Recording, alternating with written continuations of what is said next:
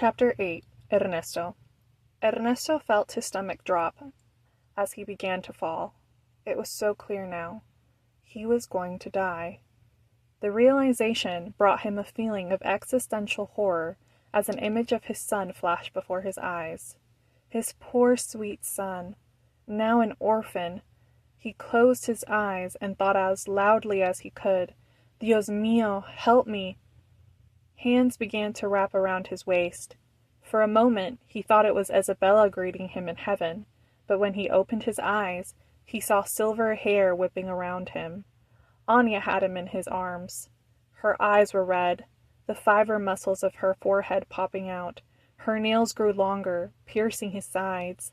He felt her tremble before he hit the hard concrete floor. Nausea and dizziness overcame him as his knees hit the solid ground. He did not understand what just happened. Before he could think too hard, he threw up. From the corner of his eye, he could see that Anya was on all fours, coughing up blood, the tips of her silver hair being tainted by it as she collapsed completely to the floor. He opened his mouth to call out her name. "Anya! Ernesto!" Javier's voice came before Ernesto had a chance to utter a word. He was running towards them. "What happened?" There was an edge of panic in his voice. "Anya," Ernesto said, his voice weak from vomiting. Javier looked past his son's shoulders to Anya, who was face down in her own pool of blood. He ran to her and picked her up in his arms. "Anya? Anya?" He tapped her cheek urgently, then turned towards Ernesto. "What happened?" "We were falling," Ernesto explained, trying to ignore the pounding in his head. Then suddenly we were on the ground. I can't explain it. We both hit the ground. I started throwing up. She started coughing up blood right before she passed out. "Call Antonio," Javier commanded, already getting up with Anya in his arms. "What? Antonio is not here," Ernesto said, confused. "I know," Javier snarled. "Get him here, now." The hours passed as they waited for Antonio to arrive at the apartment. At the request of his father, Ernesto had repeated the story of what had happened about 100 times, but Javier seemed to be as confused as Ernesto felt. He had been falling, and suddenly he was on the ground, alive. It was nothing less than a miracle. "You've never seen her do anything like that before?" Ernesto asked. "No, not once," Javier said. Ernesto was relieved that Javier had managed to settle down. He had not appreciated the way his father had shouted orders at him so soon after he had almost died. Javier's reaction had also taken Ernesto by surprise. He had never known his father to lose his cool in such a way, especially over a vampire child. Ernesto thought he knew his father like the back of his hand, but now he wondered if there was more to the story than Javier had let on. He wanted to understand what his father was thinking. "I didn't know vampires could collapse," Ernesto said. "The only vampire I know is Anya, and she has only ever collapsed twice, with this occasion being the second time," Javier explained. "What happened the first time?" Ernesto asked. "Oh, I didn't tell you? I shot a bullet through her head." Javier's voice was casual. "Not even a bullet through the head will kill her, huh?" Ernesto mused to himself, feeling in awe of the creature. He realized in that moment that this awe was probably what his father had felt all those years ago. What set him apart from his father, though, was that Ernesto would never adopt a lion or a shark and take it home. A knock came at the door, and Javier jumped out of his seat to open it. Antonio walked in with his medical bag at his side, looking exhausted from having been rushed here. Immediately, Javier began briefing him on what happened, Antonio's eyes peeking with interest when it was mentioned that Ernesto and Anya had survived a fall from a 900-foot building. "Like she was around, Ernesto?" Antonio gave him a side look before walking into Anya's room. Ernesto wanted to roll his eyes, but he refrained because, as much as it annoyed him, he knew there was truth in Antonio's words. Instead, he watched from the door as Antonio began inspecting Anya. The blanket she was under was lifted, and there was an audible gasp from both men. Curious about their reactions, and unable to see from the couch where he was sitting, Ernesto got up and made his way to the room until he was behind the two men, his own eyes going wide. Anya's arms and legs were completely purple and swollen. "What's happening?" Javier's voice came out in a low growl. "Well, let's find out," Antonio said, an air of determination in his voice. Taking a seat next to Anya's bedside, he began to remove items from his medical bag. "Please leave the room." Neither man moved, still gazing in horror at Anya's swollen lips. "I cannot work with you two breathing behind me," Antonio said, getting up from the chair, trying to usher them out. Ernesto left the room, but Javier stood in place. Antonio sighed. "Javier, por favor," he pleaded. "We can't help her if we don't know what's wrong." Javier's eyes lingered on Anya for a moment longer before he walked out of the room and took a seat in one of the living room chairs, burying his face in his hands. Both men sat in dead silence, the gravity of Anya's condition dawning on them with a dreadful certainty. Ernesto could not get the disturbing image of her violet, inflamed lips out of his head. An internal argument began brewing in his mind. She can't be older than 13, and to sustain such injuries. But she's not really 13. She's a vampire. Even so, her body is that of a 13-year-old girl. Javier jumped out of his seat when the door opened. "Entonces?" he asked Antonio. "Well, it seems like she's fractured all her ribs," Antonio sighed. "Looks like there is also some internal bleeding. What did you say happened again?" "I don't know." Javier ran his hands through his hair. "It's a new ability. I've never seen it." "She teleported," Ernesto said. "It's impossible, but I don't know how else to explain it.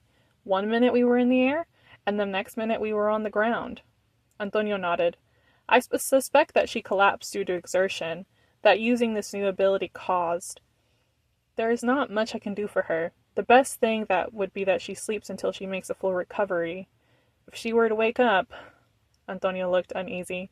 "Yes?" Javier snapped.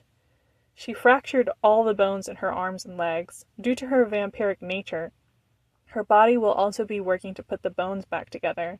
I can't imagine a worse pain," Antonio explained. "She's abstained from human blood so far, but you might try to coax her to drink some if the need should arise. Either way, I've left some sedatives on the nightstand," Antonio said. "She's grown a lot since we last had to use them on her, but I raised the dosage. It should at least bring her some relief." "Okay, we'll watch over her, Antonio," Javier said, running his hand down his face, his almond-colored skin growing pale. "Gracias, Antonio. I appreciate you coming." Antonio shook Javier's outstretched hand, then turned to Ernesto. "Try not to fall off any more buildings," he said, before walking out the door. Anya did not sleep through the night, and when she woke, her screams were only heard in the worst nightmares. Ernesto got up from bed, racing towards her room where Javier was already at her side, clutching onto her hand as she writhed in pain, tears streaming down her cheeks. "What's happening?" she strained, through grunts of pain and tears. "Anya, it's okay. You've got hurt, but you're recovering. Your body is trying to heal." Ernesto could practically taste the desperation in his father's voice as he tried to brush some of the silver hair away from Anya's face. She gave another ear-piercing scream that seemed to shoot Ernesto right through the heart. Javier's eyebrows furrowed in anguish, and he began to speak. "She needs blood. The pain is too great. She'll heal faster with human blood." Ernesto watched as he grabbed one of Anya's fingertips. Her nails were long and black now. He lightly brushed his wrist against the tip, droplets beginning to fall from his wrist. Ernesto watched in horror as he hovered it over Anya's lips. "Papa, no!" he shouted, positive that she was going to bite into his papa's wrist and suck him dry. But the moment the first drop hit Anya's lips, she yanked her hand away from Javier's clutches and gave him a push, shouting, "No!" The push sent Javier flying backwards to the end of the room. "Papa!" Ernesto yelled, his eyes going from Javier to Anya, who was wiping the blood away with the back of her hand. "Maldita sea, Anya!" Javier exclaimed, getting up from the couch he landed on as though nothing had happened. Ernesto watched as his papa determinedly walked back to the nightstand next to Anya. He opened the drawer and took out a needle. "I'm going to inject her. You'll need to get to the other side, so if she moves you can help me hold her down, Javier said, but Ernesto did not understand what he was referring to. Ernesto, Javier snapped. Get to the other side now, he growled. Years of obedience caused Ernesto's feet to move on their own, and in a cold sweat he began walking towards Anya's bed. This is crazy. We should just leave her. I should just leave. But as his feet took the last step towards her bedside, he looked at her twisted face. Though her eyes were a ruby red, her eyelashes were wet with tears that were running down her cheeks incessantly. Her heart-shaped face seemed too young for the pain reflected in her eyes. Her screams had died down to whimpers, and it was then that a sad pity replaced his fear. Hovering over her, she did not strike him like he thought she would. Instead, she just laid still as a board as Javier began to inject her neck, her hair sticking to her face from the sweat. A pink undertone was forming on her pale cheek. Her eyes fluttered slowly as soon as she was injected. Will you get me a cold towel? Javier said. She's burning up. Ernesto nodded and went to go get a bowl of cold water. As he turned the faucet on, thoughts swirled in his mind. He offered her his blood. Despite being in so much pain, she didn't take it. Why didn't she take it? Even in her current condition, she's incredibly strong. It's scary, but at the same time... The cold hit Ernesto's fingertips as the bowl began to overflow, waking him from his thoughts. He turned the faucet off and walked back to the room, handing the items to Javier. Javier dripped the towel in cold water and squeezed the excess out before placing the towel on Anya's forehead. Javier, Anya croaked, her hand shaking violently as she tried to raise it. Anya, stop, Javier said, grabbing her hand and pressing it back onto the bed, but not letting go. Please, just go to sleep. I have something to tell you, she said softly. Tell me tomorrow, when you're better.